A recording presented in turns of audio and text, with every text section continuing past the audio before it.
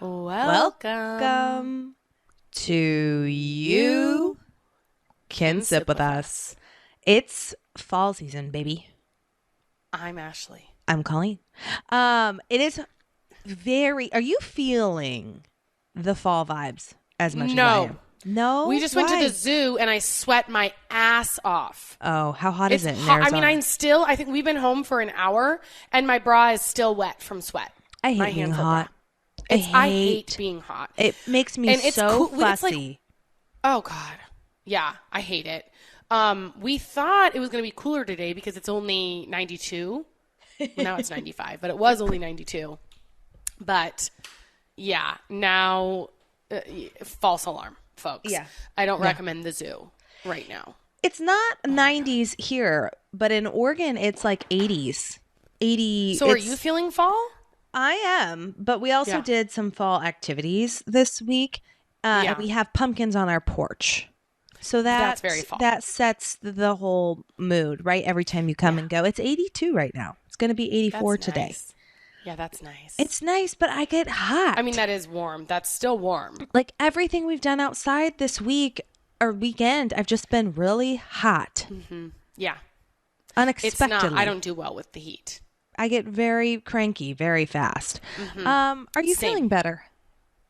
I am feeling better. I'm sleeping better, but I'm still really congested. I hope I don't have like a sinus infection because I feel like now it's been over a week that and they're like, they usually say what? Oh, that's kind of a long time to have. You might need something else drainage. To kick it. Yeah.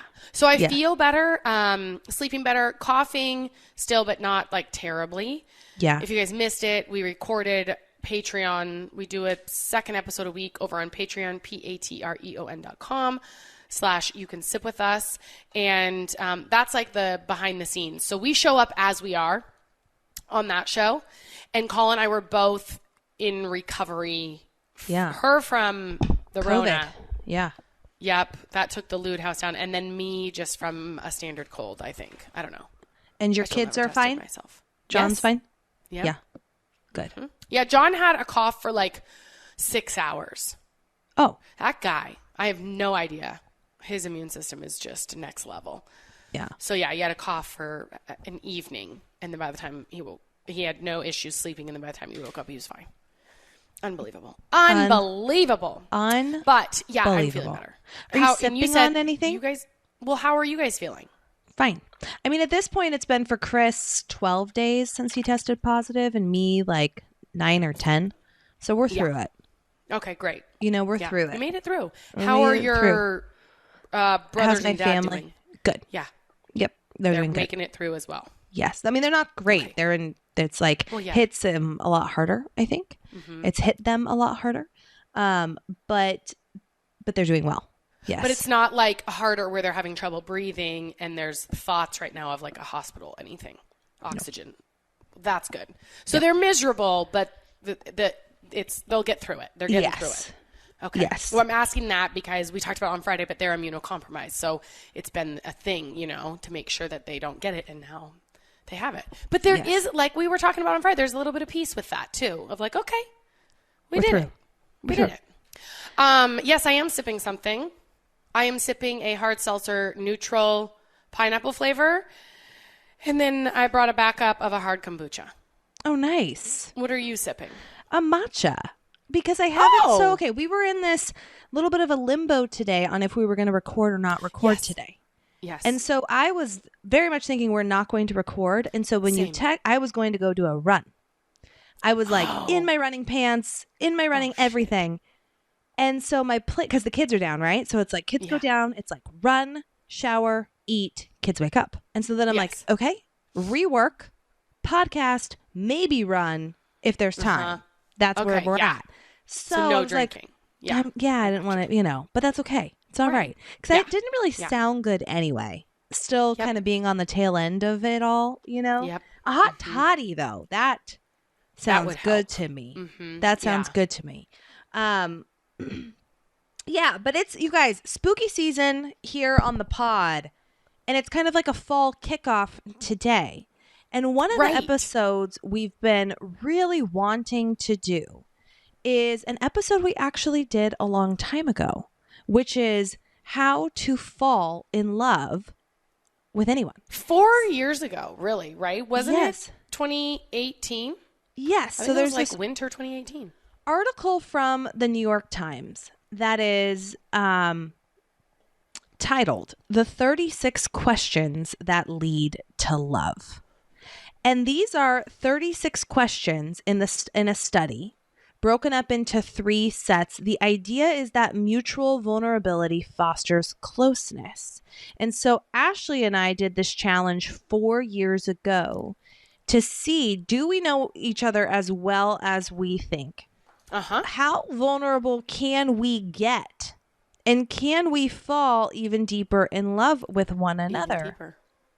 And so then someone wrote back and they said, I've been binging all your episodes. So I know who you guys, this listener said, I know who you guys are today, but I know who you were 4 years ago when you recorded that. And I think your answers now would be so different. And that I thought was so interesting because of course they would be. That's so fascinating. We've become parents. Yeah. We're very different people than we were 4 years ago. Very different humans. So to kick off fall, can we fall back into this depth of vulnerability and even closer with who we are today? Which is such a fun challenge. And then for all of you, I think these questions make such a fun, like, girls' night or like your spouse, like date night, you know, and just peeling back the onion of our souls and bearing them. What is happening? Where are you panning over to? Because Revi, now she knows she's on camera. She's pounding on the window and crying because she wants my attention. But then she saw I put her on the camera, so now she's hiding. Oh. Because I locked the door. Like, there's an internal door over there, and then so I locked that. She's with John, but look at her, sadly on the window. I said, "I love you." So I'm just showing you your situation over here. Yes. She's very in love with me. She doesn't need these questions. No. She's already deeply in love with me. Yeah. No need to do this exercise with your children. Right. But this is also, before we launch into these, which I'm so excited about, this is a call out for spooky season in general, because the rest of October, you guys, we're bringing the spice and the spook. We've got some true crime coming up. We've got some Halloween fantasy drafts coming up, which you'll find out what that's all about. But they're really fall fantasy drafts, don't you think? Yeah, I mean, that's all spooky season in my mind. Okay. But a call out to all of you for 2 things. 1, if you or someone you know possesses some sort of power, if you're a psychic or you know someone who is, a fortune teller or you know someone who is, a medium or know someone who is, email us at youcansipwithus@gmail.com. What about like a past detective or like a past something where you like tried a case or you saw like the craziest thing or something haunting or scary or whatever, just even crime related would be cool. Email us at youcansipwithus@gmail.com because we're looking for a couple guests for spooky season, which could be fun. And then also, every spooky season, we pepper in a few little spooky stories. And so if something spooky has happened to you this year or in years past, an incident with the supernatural, email us your story at youcansipwithus@gmail.com, or even better, leave a voicemail. On our Instagram, there's at You Can Sip With Us, there's a little button that says like it's a phone icon. Just hit that button. It'll take you straight to voicemail, and we can play your voicemail here on the podcast. There's also, if there's like video, sometimes there's really cool videos that people send in. Like the Ring camera stuff? Yeah. We're, hit us up because it is all fair game this year. Ding, ding, ding, ding, ding, ding, ding, ding. Sometimes the spookiest place to be is in your own mind, but I got something for you. BetterHelp. So BetterHelp is a sponsor of ours, and it is online therapy. And what I love about it It is, you do it right from home. So you'll go online, fill out a quiz about kind of what you're dealing with, what you're looking for, and of course where you live, because they have to be licensed therapists in your state and in your area. And then it will pair you with a therapist. You can get paired within 24 hours, be on a call right away, sometimes even within 24 hours, depending on the therapist and their availability. And you can do a video chat, a regular call, or even just an online, chat with your hands and your words or whatever. So it has been super convenient for me. It's highly accessible because, again, you're just doing it from home. It's affordable and entirely online. So I haven't found a better therapy system than BetterHelp. That's it, right? Yeah. When you want to be a better problem solver, therapy can get you there. Visit betterhelp.com/sip today to get 10% off your first month. That's betterhelp.com/sip. Do you think maybe I need to give more personal experience? Maybe like 1 or 2 more sentences. Because I don't know if I really said, yeah. So you've heard me say, if you're new to the show, then you probably haven't. But if you've been around for a while, you've heard me say that I have gone on, I've done BetterHelp, and I've switched my therapist a couple of times. One, when I didn't feel like it was the right fit, and another time when I was switching what I wanted to work on and the kind of training that I wanted, the expertise. So I have been using them now for a couple years, and I love that you can easily swap and, you don't have to go to like a waiting room or do word of mouth and try to find one. It's all right there. All right, Chad, just Perfect. Insert that earlier. Work your magic, Chad. Ash, are you ready? To fall in love? Yeah. Are you ready? Yeah. Okay. I'm ready. I remember it. This is the very first question. I have not gone back to listen to that episode because I didn't want my old answers to be in my brain, Yes. But I remember that these are hard questions. Uh-huh. Okay. Just now looking at these. Okay. Given the choice of anyone in the world, whom would you want as a dinner guest? Now, I'm going to go with this first. And I'm going to take this and I'm going to pull an Ash, which is bending the question to my will. Yeah. I was already doing that in my brain. Because I'm thinking alive or dead. I'm not thinking people alive. And since having Ben, I can't remember if when we did this, Ben was in the world or not. Like since having children is what I mean. I don't think so. I am envisioning, I have a visual memory. And so I actually, after I said, this was 4 years ago, I think it was fall 2020. I actually feel like it was when Ben was born and he was sitting in like the Butt Blaster 5000 or something, whatever you call that thing. Yeah. Yeah. And I feel like he was there with us. Like we were in your back, in Chris's that office. back room in your old house. So I feel like Ben was a fresh bean, but maybe not. No, that sounds right. Okay. I don't remember what my old answer was to this, but lately, one of the things I can't stop thinking about is how much I wish Chris's dad could meet Ben and Ellie. How much I wish he could see what a wonderful father that Chris has become. And also for my grandmother, never got to meet Ellie. And those are the people that I would like to have as dinner guests. Yeah. How about you? Yeah. I was going to bend and say there's not a single other person that I want to do a one-on-one dinner with. But if it was a group situation, that opens things up. But then as you said that, I had a thought of, I don't know if this is possible, but I would like to have dinner with my younger self. Like me as a kid. Ooh, cool. What would you say? Or why? I think I just talked to her and I know now like the areas that I had needs that weren't met. I have more understanding of that now. And I think also it'd be cool for her to see how it turns out a little bit, Yeah. Like that everything's going to be okay and not fill in all the details because I think that would make life boring if I knew exactly how things were going to go.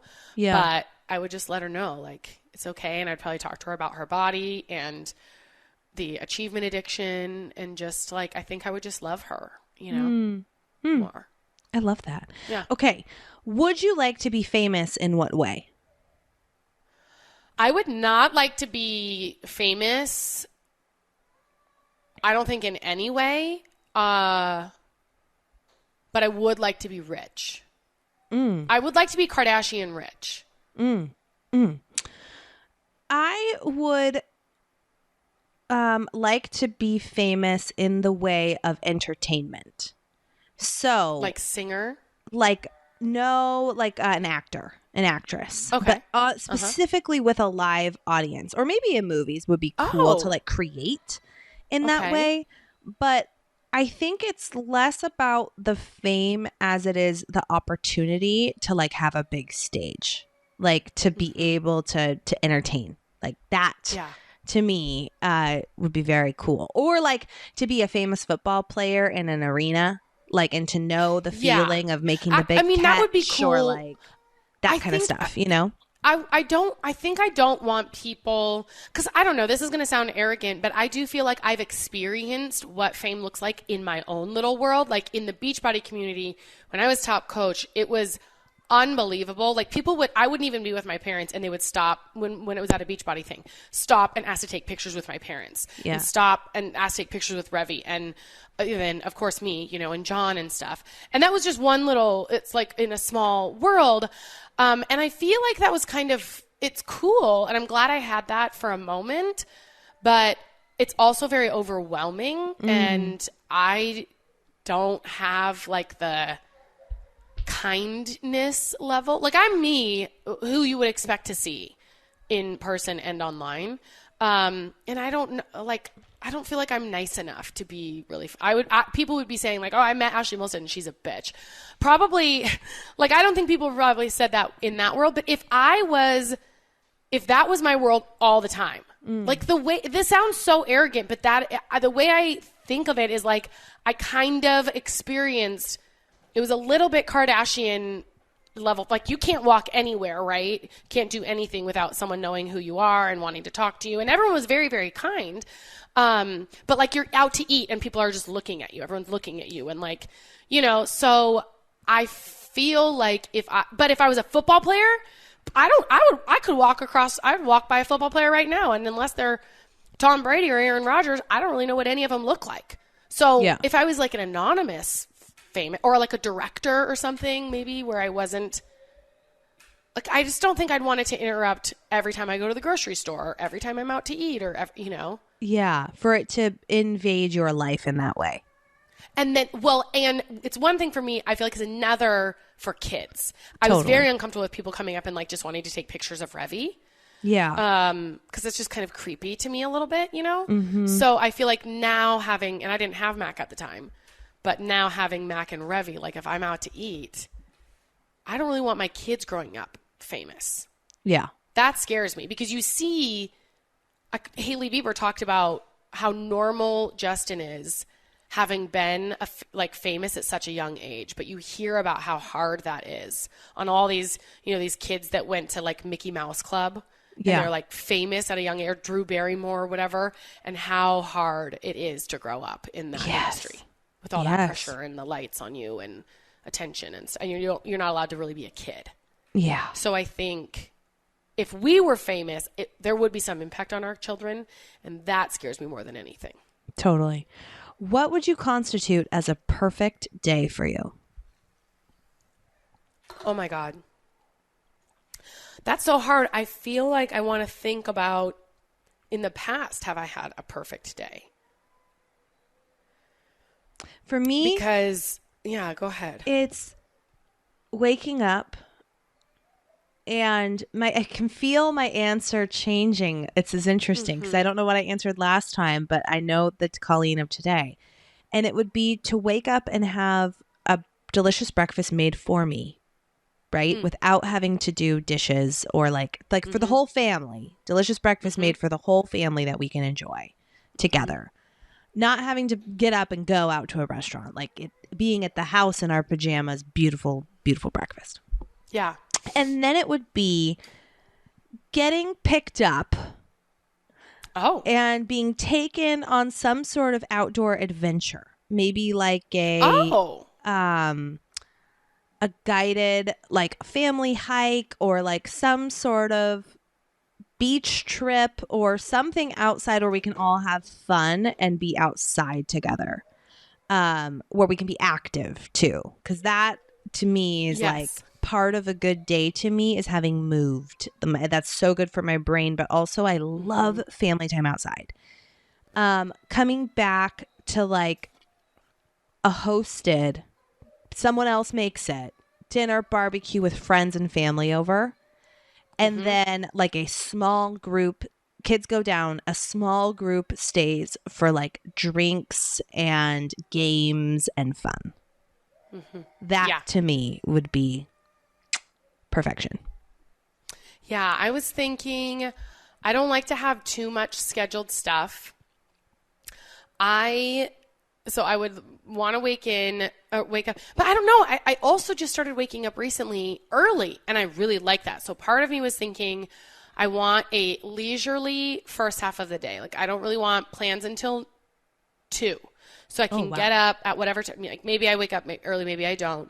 And I do some reading, and I do some journaling, and I do some movement for my body. And then I would like to have, I think I'd like to go like wine tasting. I will say, I think that some of the most perfect days I've ever had were in France when I did my trip to France, and it was like planned for us, but they didn't have like the whole day planned. But I don't know if I necessarily need to be in France because I also am a homebody. So I really like the comfort of home. Yeah.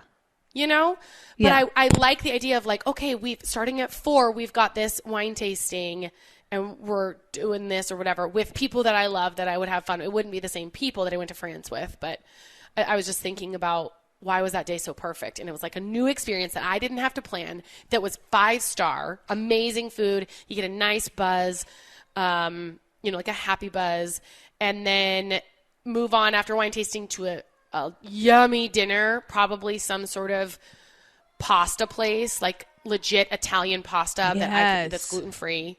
And then, I think probably either going back to one of our houses and doing games, or just staying out at somewhere and like drinking, or going back to a hotel or something like that. I don't know. And playing card games and stuff. Yes. Yeah. Yeah. Something about, okay, so I like your answer because I wasn't thinking of perfect day, like ultimate, like being somewhere like France. I was thinking like kind of what's your ideal day-ish, kind of every day. But vacation nights, being outside with like a nice glass of wine, but then being somewhere with light where you can play games, like with friends. Like if we all had a beautiful like vacation Airbnb on like a coast somewhere, anywhere, somewhere beautiful in the world, and like playing games into the night in like France. Honestly, part of my perfect day could be that Chris's birthday in Tahoe. Yeah. It would be some of the earlier, and I don't know if you had as good of a time. I mean, I know you had a good time, but you were also pregnant, and that is different when you're like, I get that it was good and it was for Chris and all of that. I know where your heart is, but still there's a part of like, I kind of wish I could be on the level of everyone else. Yeah, no, I was super fatigued and sober. Yeah. Right. Yeah. So every time I reference it, I don't know if you're like, yeah, I mean, that was good, but like also. Yeah, I mean, I had a great time, but not like epic. Yeah. Yeah, but like, let's not go back and do exactly the same thing. Let's do it where I can like also do whatever, right? So, but for me, that was like the first night that we were there was so fun and like easy breezy, and we went and walked out to that dock, and everyone was slipping and sliding. We had their drink, and everyone was just happy. And you debuted the Live, Laugh, Lude shirts, and like it was just an energy, and it was such a good group. And then we went out to dinner, and came back and played games. The next day was really good too. I don't know. So it's something about, for me, I think it's the people too, like the energy. 100%. 100%. All right. When did you last sing to yourself? To someone else? There's 2 questions in one. When did I last sing to myself? I don't sing to myself. Do you sing to yourself? Well, I don't know what that means. Like, I sing in the car, or I sing like, I don't know. I sing Taylor Swift. Yeah. Yeah. Like, but I don't sing to myself to like serenade myself, to soothe yourself. So I don't know what that means. Yeah. But I also don't feel like we just sang in the car, and I don't feel like I was singing to her either, like to my kids or I was just singing, you know? When's the last time you sang to someone else? Well, that's what I was just answering. Oh, I don't know if I ever sing to people. I did last night or yesterday. Yesterday, I was singing to Revy. Yeah, yesterday. On the way home from lunch, I was singing to Revy. Oh, that's nice. And like at a stoplight, I turned around. And I was like touching her leg and singing to her. Oh, yes. That's nice. Yeah, the last person I sang to was Ellie right before her nap. Yeah. And well, that's true. Yeah. I was making up a song. You know, I was You're rhyming. Good at those. I was rhyming Eleanor with that I'd love her forevermore, and just singing. Yeah. Okay. If you were able to live to the age of 90 and retain either the mind or body of a 30-year-old, this one's confusing. For the last 60 years of her life, which would you want? Okay, no. Next. Well, I think I get that. Basically, do you want your mind or your body to deteriorate? And I think I want my mind to deteriorate. I think because I look at it, yes, because I look at it like John's dad has Parkinson's, which is the his body is failing him. And when and it's the same thing with like ALS or, some other diseases where you do not have control over your body, but your mind is clear and sharp. And it is I imagine it would be so freaking maddening and frustrating to be trapped in a body. But if you lose your mind, you're kind of like happy. Like, I feel like people that have dementia and stuff, they don't realize as much. Like, it's not as painful. It's painful for other people, I think. Yeah. Well, it's painful either way. Yeah. But I definitely I would rather lose my mind and just not be aware of it than be stuck with a body that isn't responding to my thoughts or my brain, you know? Yeah. Ugh. That one's a tough one to answer because I feel like they're both awful. Awful. But I would want my mind because it's mostly for the kids. If I had the ability to talk and communicate my mind, if nothing else, I'd want to be able to at least see them grow and understand it. You know what I mean? Like be taken to events of their life and milestone moments or things like that. Name 3 things you and your partner have in common or appear to have in common. Now, is that you and me, or is that like you and John and me and Chris? Well, I feel like if this is written that it's do you think we got stuck on the same thing 4 years ago? Probably. I think we did. I'm sure we did. Okay. So let's do you and me. What do we think? Let's do you and me. Yeah. Well, what are 3 things we have in common? The podcast. Yeah. History. I was going to say sense of humor. Like characteristics. Okay. I was thinking okay. For sure, sense of humor. Yeah. I mean, I wanted also to say Taylor Swift. Taylor Swift. Does that count? Like a love of, we're Swifties. Yeah. That bonds us. I would say like the things we have in common have also grown. Like it used to be like, oh, we're girls in college.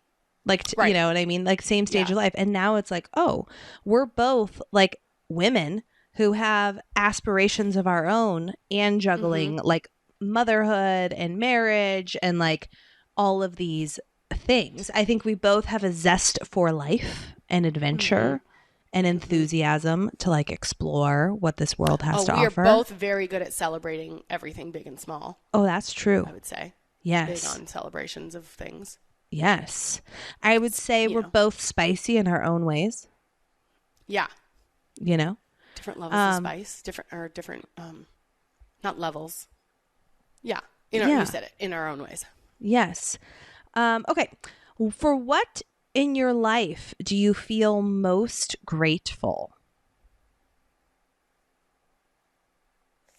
I mean, don't you feel like anyone who has kids is going to say their kids? Yeah. Like their family? Yeah. So like, except for kids, should we say? Or what do you feel? Because I feel like yeah, that's kind of like the catch-all if you have kids. Yeah. You know? Okay, so besides children, for what in your life do you feel most grateful? Oh, God, I feel grateful for a lot of things. I feel grateful that I'm alive during this is our generation. I think I'm a little scared for what comes after for the next couple generations, like with the planet and things. Everyone will figure it out, but that seems a little scary. And then in the past, women just were not respected very well. I mean, we're still working on that. So I feel like I'm very grateful that I was born when I was born and I'm alive at this time. Mm-hmm. I think that has given me an immense amount of privilege. Mm-hmm. I'm really grateful for never giving up when I hated myself deeply, and that I get to see the life that was waiting for me on the other side of all of that struggle. That's probably like, I don't know if like I ever would have given up, quote unquote, right? I'm saying that Revi's on my lap, but I think I could have stayed miserable for like not done the work to get out of the mindset that I was in years ago. So I'm very grateful to have worked to get to the other side of that, like self-loathing. I am grateful for the time I get to spend with the people that I love, to have love, to have like it really, I knew that. And then actually it was with our call with Erica where it was like, it was like, whoa, yes, she nailed it. And I always knew that, but then to hear someone else say it, like that my purpose here is love, I was like, yeah, this is like that's it for me. Like what fills you up. Yeah, my family and my friends and time. You know, with them, with and experiencing the world in the way I get to. You know, yeah. All right. There's all these different sets, so we're gonna do one more in this set. Okay. Okay, if you could wake up tomorrow having gained any one quality or ability, what would it be? Well, okay, so I wanted to initially take away some of my trauma triggers. Those probably made me, but those are like very top of mind. But I actually think if I could make up, like, does it have to be a real ability or can it be a superpower?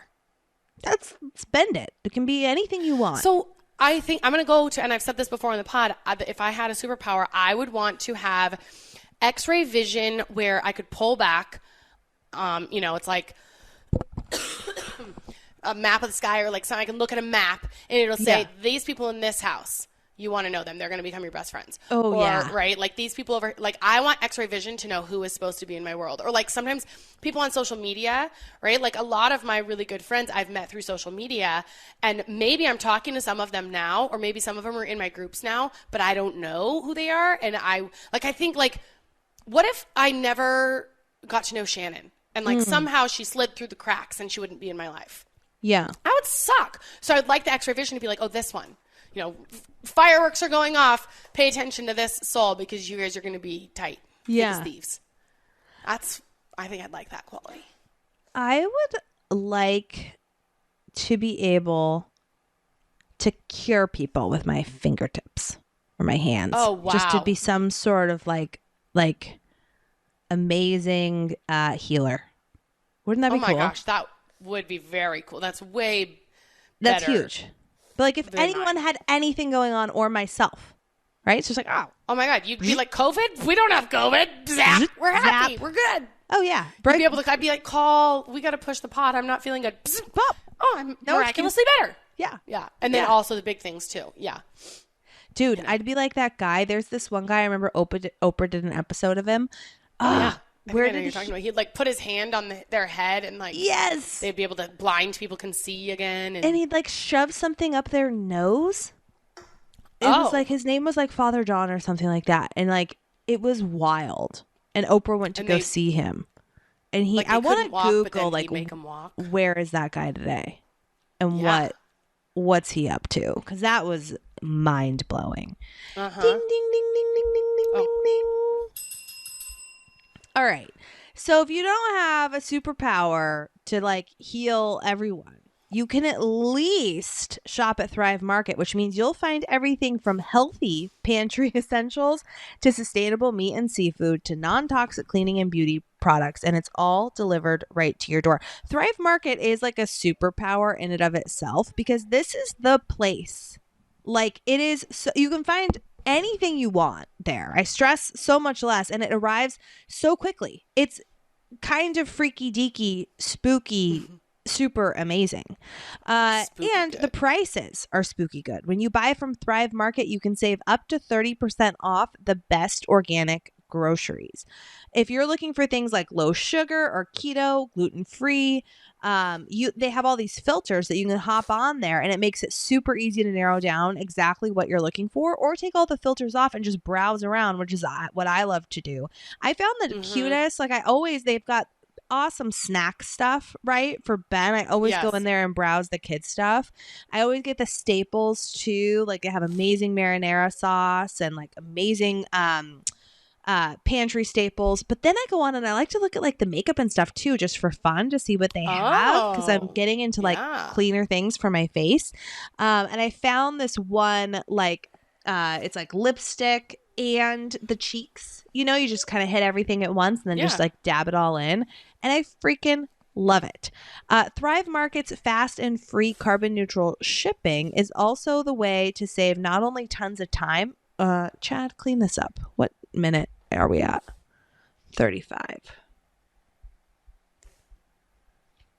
I led into that sentence weird and then it went wild.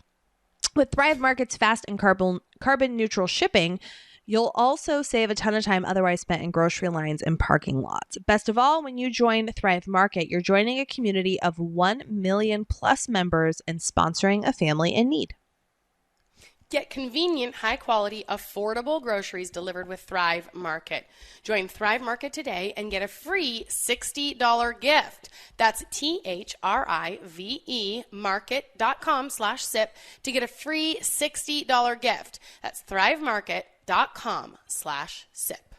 Ding, ding, ding, ding, ding, ding, ding. All right. Hold on, call. Sweetie, I can't have you on my lap, okay?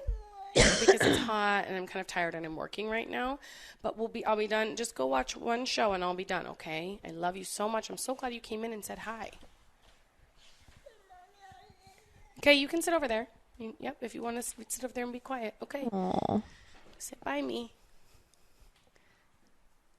Yeah. Okay, perfect. Okay. All right. Are we ready to launch back in? We're launching back in. If a crystal I'm launching in ball, my second drink. Nice. If a crystal ball could tell you the truth about yourself, your life, the future, or anything else, what would you want to know?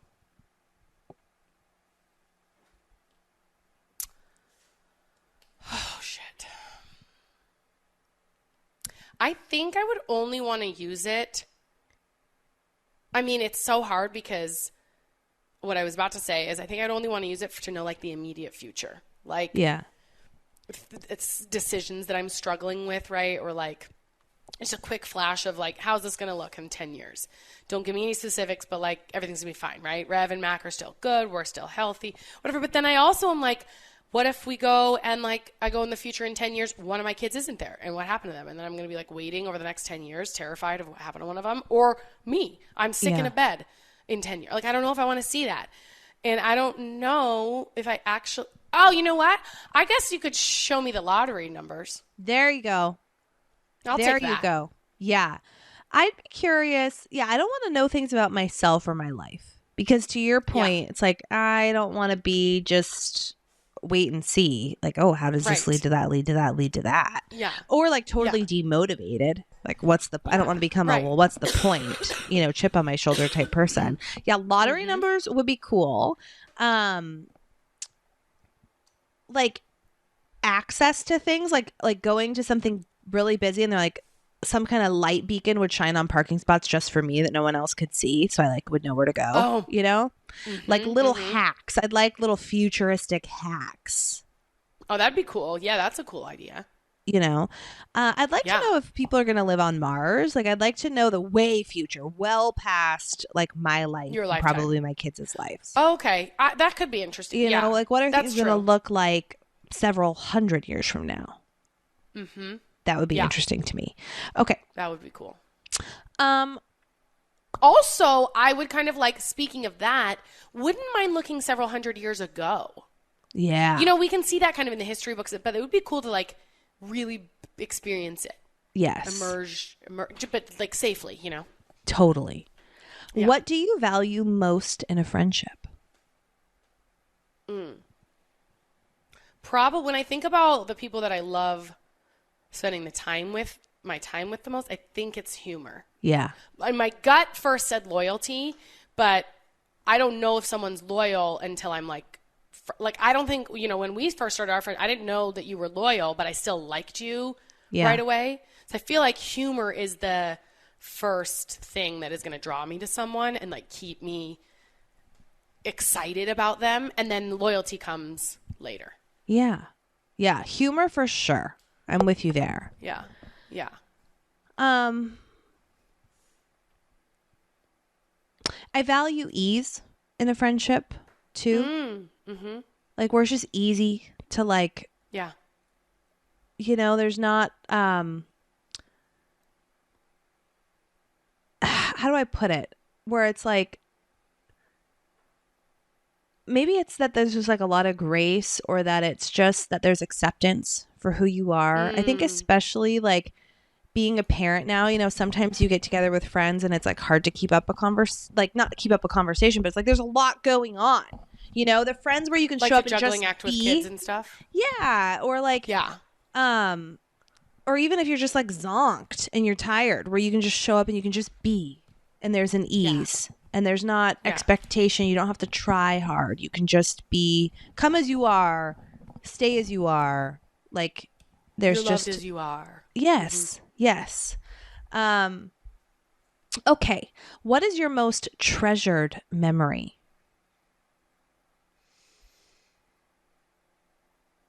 That's a weird word to me. Yeah, because it's like, is there one thing? Yeah. I have lots of times that I would not trade for anything.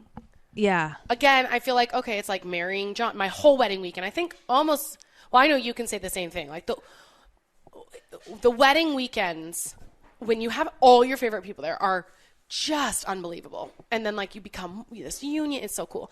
Obviously, my kid's birth. If I could go back to another time to do it differently, I think we've talked about this.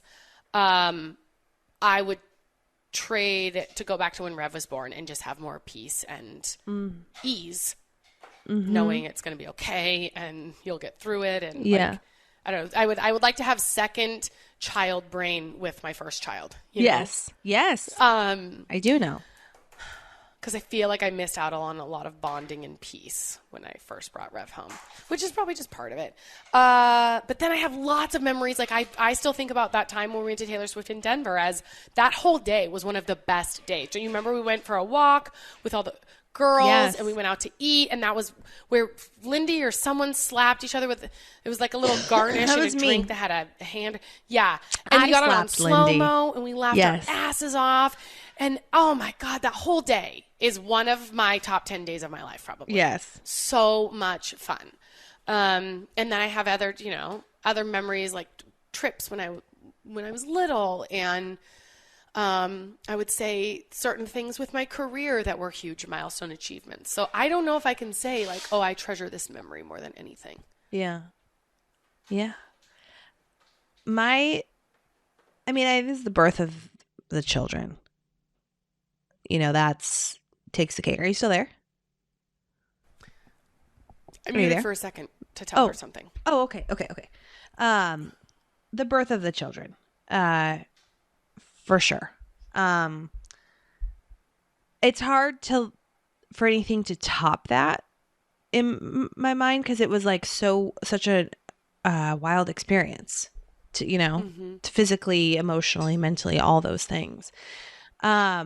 What is your most terrible memory? This is an awful question. Terrible memory. What's your most terrible memory? I mean, mine was... I know one of yours, I think. What? I was going to say the accident you saw in college. Oh, yeah. That was awful. I saw a really traumatic accident. Yeah, that was awful. And then the ectopic, I would say the deaths of our pets, deaths of people we love. Yeah, those are all terrible memories. They're all like tied for first. They suck. Yeah. What's yours? Yeah. I didn't think about deaths and stuff. I don't feel like I have terrible memories. Well, that's good.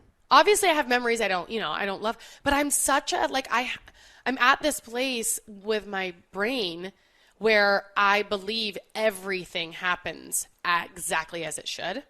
So I was supposed to process that grief. I was supposed to do all of that hard stuff. I was supposed to have that heartbreak. I was, I just, some of it is still painful to think about. Like, there's still some things that I'm processing through that is really painful, but I know it's important for me to process. Like, I know that that's an important part of my experience. So I don't feel, and even death, like, I have a lot of peace and different idea now because of Erica, really, and like doing work with consciousness. I have a lot of peace and comfort with death. I also believe, like, yes, the hardest thing I've ever done, hands down, is put our dog down. That's the most deep despair I've ever felt, for sure. But also, like, okay, but I wouldn't take that back. How do I take it back? I wouldn't, like, I'd still have, because I think your grief is to the level of love, so, like, I wouldn't take that back, because then what? I wouldn't have Brew, or I would have had her and not loved her as much? No. Right. I'll still take the grief, Yep. I don't know. If you knew that in 1 year you would die suddenly, would you change anything about the way you are now living, and why? I mean, I would pull the kids from school, right? Like, sure. Quit. Yeah, I think I would change my like job. everything. I'd change everything. I'd pull the kids from school, quit my job, sell this house. We pay for the cabin in cash. And then we try and figure out how we see friends and family as much as possible. Yeah, I think we'd travel. I would hire and I would probably figure out a way to, spend time with friends and family, whatever. I think I'd want to travel. And then I'd hire like a professional photographer and videographer to follow us around. I wouldn't be on social media anymore. I wouldn't work. I would just be spending time with the people that, like, I wouldn't be caring about the legacy outside in the world. It would be like the legacy in my own home and in my own nucleus, like with my friends and family and stuff. Living every day. But I want the photographer and videographer for my kids. Because if I was going to die a year from now, they probably at some point wouldn't remember me. Yeah. In not too far of a future, So I want those memories for them. Smart. I'd record a lot of podcasts for them. Oh, yeah. Videographer, podcasts, all of it. I think instead of podcasts, I think you and I would go, if I had a year, you and I, and maybe with our families, because I can't imagine if I have a year that I want to take any time away from my kids, Totally. Like, I think I'd want all of my time to be with them. But then also, it'd be really fun to, like, for a year, you and I rent a house in somewhere, San Diego or Italy or something with our families. And then we just do a bunch of vlogs. We just vlog the crap out of it. And maybe a couple podcasts go out. I like video. Yeah. It takes you right back, Yeah. That's a cool now I kind of want to die in a year. I like the way that this is sounding. No. When did you last cry in front of another person or by yourself? Wait, what? What did I last try? When did you last cry? CRY. In front of another person or by yourself? I almost cried in Dallas. Ooh. Teary-eyed. Telling a story about one of the things that I'm grieving through right now. I'm trying to mouth to Colleen, but I don't know if she's picking it up. Oh, I can't. Your video's a little frozen on the thing. Text it to me. Okay. But it was just a little teary-eyed, and then I was okay. When did I cry? I think the last time I cried... Well, wait. I think I cried at the Kardashians. Maybe. Oh, nice. Yeah. The Chloe episode. Chloe and Tristan. I feel like I cried. Probably at a book. The last time I cried in my real life, where it was because of me, was when Brooke Castillo was coaching me. And that was just a vulnerability thing. It wasn't like I was very sad, or I was just like, it felt very exposed. Yeah. And that's kind of something that happens to me as I cry when I get extra, extra vulnerable. What about you? The last time I cried from like big feelings that just had to come out as water out of my eyes was weeks ago, postpartum, when we were going to do when we did the cabin trip.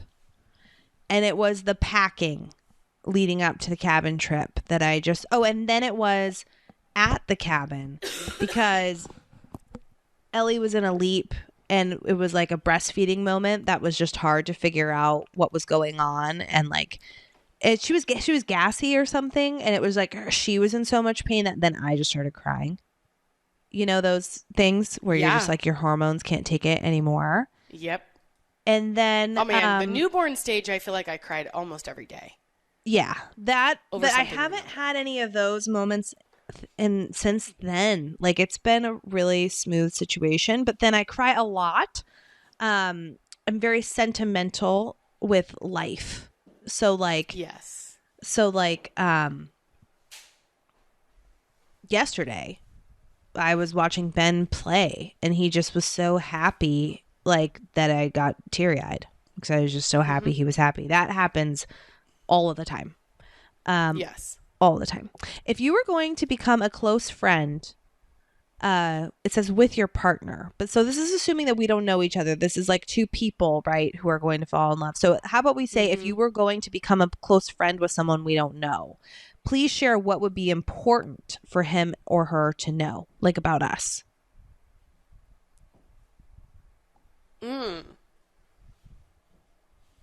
I don't know. What? Like what if you met someone tomorrow and they were going to become a close friend with you, but they didn't know you yet? What would be important for them to know? I mean, I can't think of anything. I'm like, you'll just figure it out. We'll just learn about each other, and then we'll decide if we like each other or not. Yeah. I don't feel like that's, again, to me, it's, that question is like, for me, evokes not having faith in the universe and that like you're supposed to be experiencing this person in this way. I don't want to be like, you know, of course I can say the standard things like, okay, I'm, you know, highly sensitive, but I also have like a hard exterior, and I really value loyalty, and I like have a very direct, like I can say all the things about me, but it's like, well, you could just learn that. How does that, you know, it's like, you got to kind of experience, I got to experience, you can tell me who you are, but I got to experience you to see if I actually really jive with you or not. And right. So if I could tell you who I am, but that's, you still don't really know. Yeah. If you're going to like me or not based on paper. I would probably tell them that I'm not going to call you, but that doesn't mean I don't want to be close or whatever. Okay. Like, just as like a procedural thing, like, hey, keep your expectations low of how much I call you on the phone. That's a good one. You know, just so that it becomes. I don't show my love through phone calls. Yeah, that's not how you're gonna. Yeah. That's a good one. Okay. Okay. What, if anything, is too serious to be joked about? Child abuse. Yeah.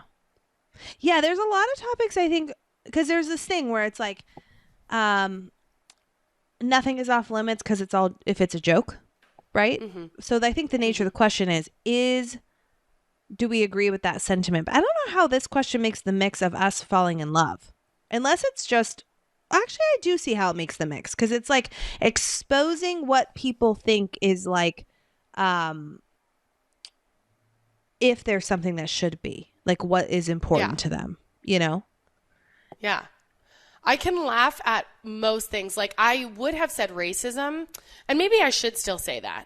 But I remember going to Lisa Lampanelli years and years and years ago, and she makes like, you know, a lot of stereotypical jokes, but everybody is laughing, all colors, everyone, you know, like, so I don't feel like she's like doing it to like a gross degree where it's completely inappropriate. I don't know.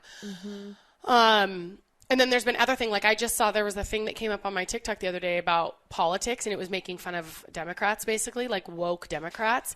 And I was like, because normally because of the echo chamber, I don't get a lot of Republican facing things on my feed, but I felt like that was a Republican making fun of Democrats, and I laughed at it. I thought it was funny. I think there is, for me, when it comes to abuse, really of any kind, like domestic abuse, for sure, child abuse or human trafficking, if anyone ever, or like someone, you know, disability, there are things where it's like, that for me, it's like, oh, if you're going to joke about those, or if I was meeting someone and they were like, oh my gosh, have you seen this stand-up? He jokes all about like human trafficking or like this person that's disabled. I think I would judge that person to be like, oh, yeah, okay, well, you definitely are not someone I'm interested in then. Yeah. Yeah. I mean, there's to me like a handful of topics, all the ones you mentioned, racism included, that is like, it's just not, I'm like, this is not funny at all, you know? Yeah. There was a stand-up that we watched recently, and I've never turned a stand-up off, but it was a stand-up, and it's fine. Like other people, like there was a crowd full of people laughing, but to me it was like, well, I'm not enjoying this, so I get to turn this off. Like in a free world or whatever, it's like they can make that joke and I can turn them off. So I did. Yes. But it was about, what was it about? People who are disabled and like just openly, blatantly, like just joking about the R word and stuff. And that to me has just zero place in my heart. And for those of you who are new here, I have very personal reasons why. So, okie doke. Your house containing everything you own catches fire. After saving your loved ones and pets, you have time to safely make a final dash to save any one item. What would it be and why? I don't own anything sentimental like that. I would grab my trust book, I think. Your trust has like book. All of our information. Oh, like documents, so you don't have to do paperwork. Well, it's like everything. So it has like all of our login, all of our, here's our accounts, here's how, like it has our whole life in there, I feel like. Ooh, yeah. And I asked them and I asked that question because they were like, this is a very important document, blah, blah, they made it very, and I was like, okay, so if our house burned down, is this something I would want to make sure to grab? And they were like, well, I mean, we can make other copies, but if you had time, yes, this would be an important thing. Ooh. I don't have anything else that's sentimental. I don't care about any, like, oh, my grandma's quilt. I don't care. It's all, I don't give a I'm not a sentimental person. Like, I'm not sentimental about like heirlooms, or I don't save like my baby's clothes. Yeah. So for me, I think it would be something that's like functional. That's going to make my life easier. And it would be the trust, I think. There are some things. Or nothing. I would just watch it burn. There were some things we got that were Chris's dad's, that were like his, what do they call him? He was in the Air Force, and so they were like his blues and like flags and a few things, medals, that I know are really important to Chris. Mm-hmm. Because I'm the same way as you. There's no things outside of like I would probably grab some documents so that we would like save the hassle, not have to do like paperwork and stuff or file back with Social Security, because you all know how that went for me in my name. And if you're new here, you got a lot of listening to do to hear that story. But yeah, I would grab those because I know they mean a lot to him, you know? Yeah. Okay, if you were to die tonight with no opportunity to communicate with anyone, what would you most regret not having told someone, and why haven't you told them yet? Is there something left unsaid? I mean, in my world, I don't think I've ever not said anything that I've ever wanted to say. I agree. Like, I don't know if I've ever not said something. Like, that's not me. Yeah. Is there one thing you'd want to drive home then? Something you've already said? Would you be able to leave this earth? Yeah. If I was going to die today, I don't know.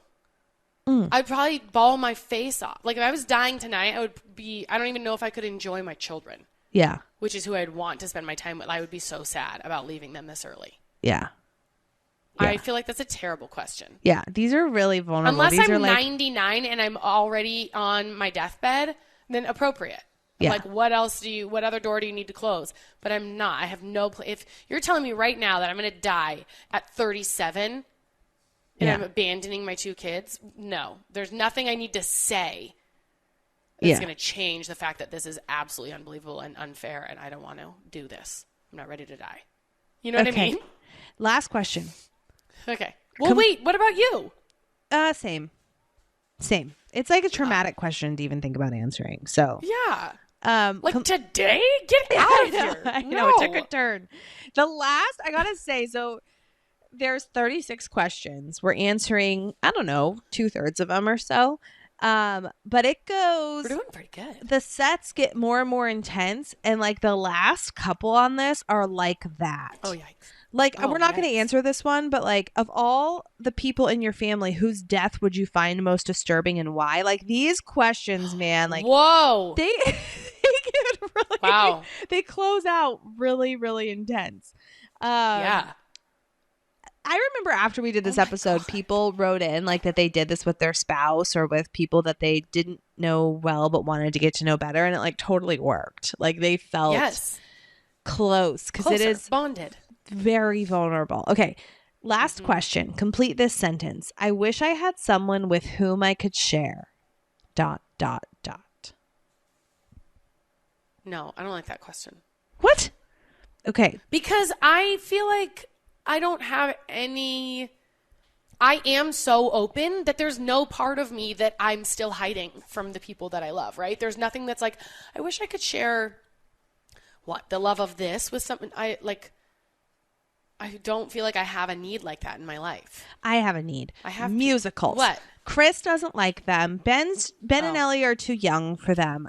I've been like, I want to watch like La La Land and Moulin Rouge, and like, I wish I had someone with whom I could share a great musical every now and again.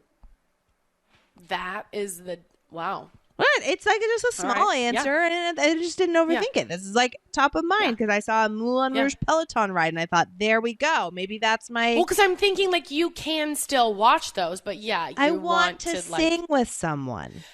Says the person who didn't ever finish Hamilton. No, I saw it live. I went and saw it that's right. live. You went. Did you ever report back? Yeah, I liked it. I didn't love it. I feel terrible saying that. I think it got too big before I saw it or something. Too built up? Yeah, I was just expecting my whole world to change, and then it just didn't. It just was a good musical to me, and I didn't love it. And I thought, I actually questioned, and I still kind of do, like, why are people so obsessed with this? I don't actually quite get it, but I thought it was good. I thought it was very good. Don't you think that I feel like people are obsessed with it because nothing's ever been done like that before, like that sort of rappy type. And maybe hip-hop. It's because I had inadvertently been exposed to it before seeing the whole thing. So it didn't feel that new because it had been around for so long. I saw it so late. Okay. Yes. I don't know, but the storyline I thought was fine. I mean, it's history, you know, like whatever, but like the way they did it, I thought it was fine. The rapping was fine, but I couldn't actually understand all the words during it. So it was like, it went really fast, and I was like trying to parse out. I didn't love it. I liked it. Yeah. You know? Fair. Yeah. Uh-huh. Okay, you're not going to answer that question, so I have to find one more question for you. Give me another one. Okay. Well,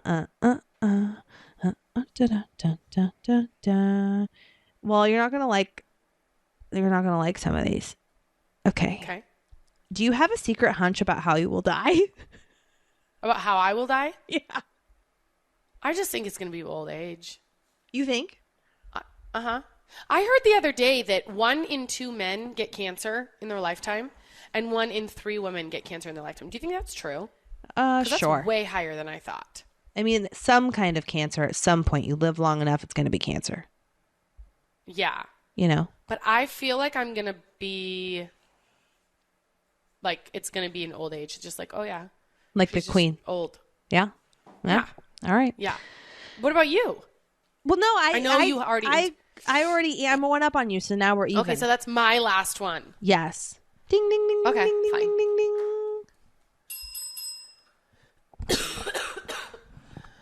High performance beauty and skincare. You know, we've been getting into this lately, like caring about not just what goes in our body, but also on our skin. So when Thrive Cosmetics wanted to partner with us, we were like, yeah, we're in. They don't use parabens, sulfates, phthalates. It's certified 100% vegan and cruelty-free, and Cause is in the name for a reason. Every purchase supports organizations that help communities thrive. So it's good for you and it's good for, the world. Actually, I just got my latest shipment. They sent me 2 of their Brilliant Eye Brighteners that I love. They're like these little eye crayons. They're not super fine tip, but you can get pretty detailed with them. I'm obsessed with those. Their mascara I actually have on currently. Same. The Liquid Lash Extensions mascara. Yep. It's the first vegan tubing mascara. It's their best-selling product. It's got more than 20,000 5-star reviews, and it mimics the look of lash extensions without damaging glue or, having to go sit in a chair or pay those salon prices. And then they've also, did you try the lip tint yet? No, that's on the way to me. Yes. Okay. They just sent their Sheer Strength Hydrating Lip Tint. It feels so good, and it adds just a hint of color. Those are my favorite kind of things of all time. I can't wait to try this. It's like butter. And it says here that it lasts up to 6 hours, which is pretty wow factor, Yes. And so not only are the products amazing, but I mentioned the Bigger Than Beauty promise, which is Bigger Than Beauty is for every product purchase, Thrive Cosmetics donates to help communities thrive. And they have over 300 giving partners across the country supporting numerous causes. So there's certainly something that you would feel called to that they're supporting that your purchase also then now supports. Is a great time to try Thrive Cosmetics for yourself. You can get 15% off your first order when you visit thrivecosmetics.com/sip. That's Thrive Cosmetics, CAUSEMETICS.com/sip for 15% off your first order. Ding, ding, ding, ding, ding.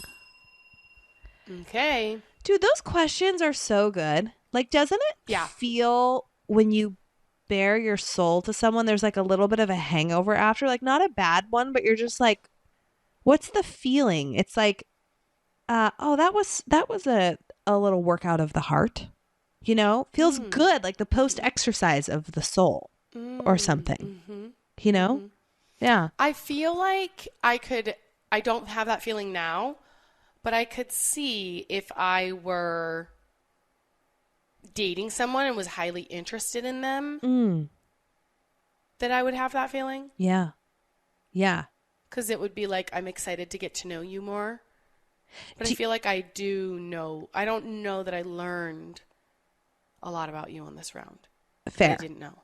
Do you think that if you were dating someone and they're like, hey, come over and I'll make you dinner, and then they like had you answer those questions, would you be like, whoa, this person is a keeper? Or would you be like a little spooked? Those are not first date questions. Those are like, I would say 4th date. Yeah. 4th to 8th date questions, I feel like. Yes, I agree. Like make sure that there's some compatibility here, and then, let's learn some things about each other this time. Yeah. But if someone was like, come over, I'll make you dinner, and then they were like, hey, I've got this fun exercise, I'd be like, I'm not interested in learning about the deepest parts of you. I'm just interested in learning, do I even think you're funny? Yeah. Like, what shows do you watch? What foods do you like? Yeah. I don't know if I need to know the depths of your soul. Yeah. You don't need to know mine. So I think I'd be like, you're too, like if this is your first date, you're going to be very heavy and intense, and I'm not up for that. Yeah. That's not Good Time Charlie. Good Time Charlie's not doing that. No. Yeah. It's also a lot to be like, hey, I'm going to rip through 36 questions so that we can fall in love. And it's like, well, what if I'm not ready for that yet? Like, what if I don't know if that's my destiny with you, So, go ahead. No, you go ahead. There you go. I was going to say, I wonder if it would be a cool, like, I never did speed dating. Yeah. But maybe it would be a cool thing where you're like, okay, we're going to go and, or like a game, a TV show. Like maybe the TV show should be, you know, like you're going, everyone's going with the intention of finding your soulmate. And these questions are going to get you there. Yeah. So you got to get in deep, get in quick, you know, like I can see those questions being a part of like the Bachelorette experience first date. Yeah. But not in my real world first dating. I have a question for the squad of, and this maybe is corny, but it's kind of like falling in love and like as a hangover for this episode. Did you have a moment with someone, like your spouse or whatever, where you knew there was something you did or something that was said where you're like, you knew that was the moment you loved that person? You know? Well, with John, I remember, so we went out, it was the baseball game, and it was Thirsty Thursday. It was July 4th, and we were in Eugene in Emerald's game. Yeah. So we went to, I went with Lindsay, you know, our friend Lindsay, and then Stefan and David. And those are the guys that I lived with senior year. And we went to the Eugene Emeralds baseball game and then saw John there. And Lindsay, frickin', I've never been more turned on by a girl in my life. And I don't know if that's the appropriate term. I wanted to be her. So there's a pop fly, foul ball. And Lindsay, we're walking up the stadium steps and someone says heads, or she turns around, she leans over the railing, leans over, and she's got like a beer in one hand, leans over, barehanded catches the foul ball. And the whole stadium's like, what?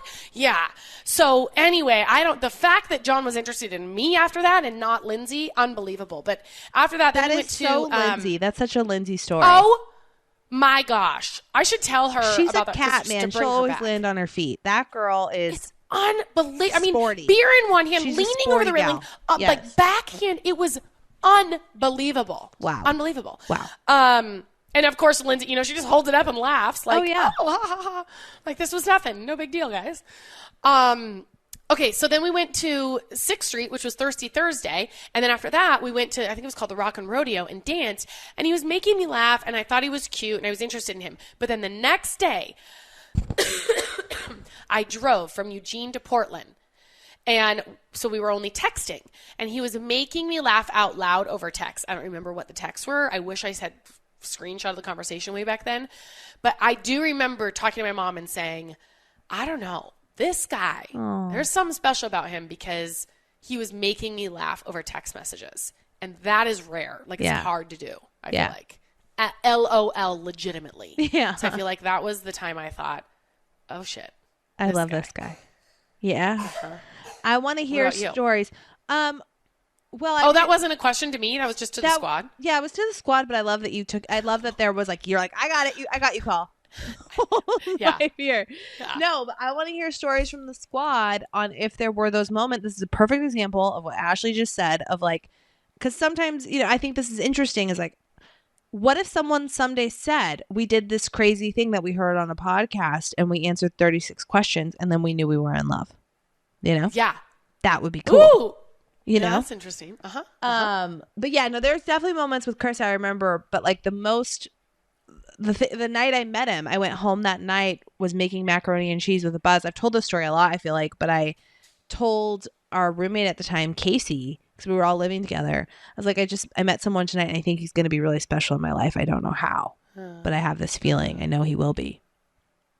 And that's kind of cool. But all right, let's bring it home. Do you have a rant this week? My rant is center seam. Have I done this before? Center seams on leggings? No. Yeah. They're terrible. Center seams on leggings and bike shorts. Yes. Like, it's not, I'm also, as a feminist, I'm like, okay, well, we shouldn't have to be ashamed of the camel toe because guys are very proud to show off their packages. Like, it's like a thing. Yeah. But yet, if a girl shows off her camel toe, then it's a thing to make fun of her for. But I also just don't, so I know that there's a part of me that's like, free the camel toe. But then there's the other part of me that's like, I don't want to see a camel toe. I just want it to be smooth sailing down there. And when you've got the center seam and you pull up the leg, I mean, I probably have one right freaking now. And these, well, you can't see because they're black. Yeah. But the center seam, it'll get you. You just see what kind of heat I'm packing down there, you know? And I just think there are such things as leggings and biker shorts that do not have center seams. Why is that not across the board? Dude, it should be everyone. Think that there is, like, I think the athleisure, the sporty market, all these things for women is like, there's a lot of money still to be had for one company to do it all really, really well. I'm talking center seams. I'm talking make it enough. I'm affordable. So over, and I've talked about this before. This goes way back, but the freaking pads and sports bras. Like, yeah. I know, like, Handful does it the best because they have the big things, but like, I'm over it in general. Why do we have to have pads in there to make a sports bra work? I don't get it. Right. Come on. Why don't you build just a thicker lining? Yes. You know? Yeah, it's if the point is to hide the nipples or something, make them smooth. Why don't we just make them permanent? Yeah, I agree. And annoying. And center seams and like things that like aren't high or too low. Like it's weird. Right. I think there's a big space for really good athletic gear for women. You know, at affordable but pricing. Also, because I'm wondering, there's so many luxury brands, like maybe it exists and I'm not willing to fork out the price for it. Yeah. So it's got to be like affordable too. Agree. You know? Agree. Like, yeah. My rant is just, and this is just fresh, of how hard it is when the whole household gets sick. And having, as a parent, you get no sick days. Like, to be down and out and not be able to rest. And like, you wouldn't have it any other way, right? Because it's like when your kiddos are sick, that's the ultimate. It's like you're the worst. Nothing else is right in your world until you can help them feel better, right? But then it's also just physically rough when you can't just rest, you know? Yeah. And man, it gets me every time where I'm like, this is just wild being sick and fully active, you know? Yeah. Wild. Yeah, it's absolutely the worst and the hardest. And I will parlay into my rave and then you can bring it home because it's related. But then my rave is health. When your body feels good again, when you feel like when we turned a corner with Ellie with sleep, where we like woke up, we're like, oh my gosh, we feel rested again. Like whether it's anything physical, even just like being however pregnant and then your body gets like healed post baby, like in the postpartum, you're like, oh, I can do a sit up again, right? Just like physical health. Oh my gosh, to have that. Yeah. And there's just little reminders. The most important. Yeah. And nothing that has happened to me is like, you know, I'm not talking like a major thing. Like I can't imagine not having, right? Like, but I was telling Chris, we were on a walk and I was like, you know, kids are so motivating because you just want to be as healthy as possible so that you have energy for them, you know? And like, just to be feeling, you know, we're well now, the house has made it through, like just fine. But I just was thinking like, man, health is the best and having it. So, yeah. You forget like how good it is. And then you get sick and it takes you out and you're like, my brain doesn't function. I'm not sleeping well. I'm not, you know, I'm aching. I was just like, the energy, all the things. And so you're like, oh, I just want to feel good again. Yeah. Yes. What is your rave? My rave is just going to be closing on the house. Yes. So we closed on, it's crazy because, so we closed end of September, whatever day that was, last Wednesday. And I was sick. I was deadly sick, I felt like. And but then I had a little dopamine hit when John came in. He's like, oh, it's recorded. We own the house. So we went over there. But we were trying to pick a move-in date because we're going to do some work on the house. And so we want that to be done before we move in so we're not moving into a construction zone. And we're like looking, and we decided to pick like to try to give him as much time as possible the last week of October. So looking at the calendar and I was like 10 years ago, October 27th, John and I got married in Santa Monica. 5 years ago, October 27th, we closed on our first house in Arizona. We moved to Arizona. Wow. That was crazy. And now we're going to move on October 24th. So that week, now 5 years later, on our 10-year anniversary, we just bought this home that I don't think I would have ever, even 3 years ago, this home would not have been in my like realm of possibility. So it's just wild. And the way that the timing is working, because we didn't plan it like that. We're like, look like, okay, when can we give them the most time? Oh, it's that week. Whoa, this is a significant week for us. Like over the course of our relationship, this week is, so that's base. And we were going to try to go on a trip this year, but we don't have child coverage. So that's going to be, I guess, our 10-year anniversary gift is that house. So it is a new adventure. Cool. It's a new adventure. Quite an adventure. That is awesome. All right, you guys, we love you. Don't forget to email us at youcansipwithus@gmail.com with spooky things.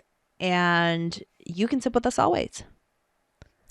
And we will see you next Tuesday. Next Tuesday. Bye. Bye.